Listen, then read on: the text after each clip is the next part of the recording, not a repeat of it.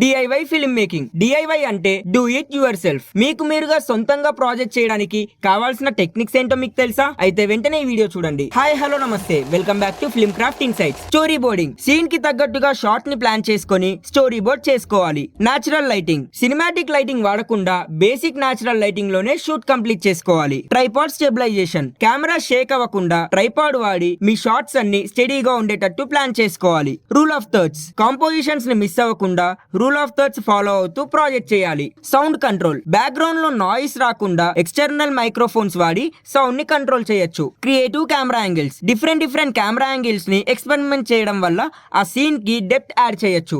DIY props and sets. మీ దగ్గర ఉన్న basic properties and minimise locations లో షూట్ చేసుకోవచ్చు. Editing techniques. Basic editing techniques తెలియడం డైరెక్షన్ లో చాలా ఇంపార్టెంట్. అవసరానికి తగ్గట్టుగా ట్రాన్సిషన్స్ అండ్ ఎఫెక్ట్స్ ని వాడాలి. ఈ వీడియో కనుక మీకు నచ్చినట్టయితే లైక్ చేయండి, షేర్ చేయండి. ఇప్పటి వరకు చేసిన ప్రాజెక్ట్స్ లో మీరు సొంతంగా చేసిన ప్రాజెక్ట్స్ ఏంటో కామెంట్ చేయండి.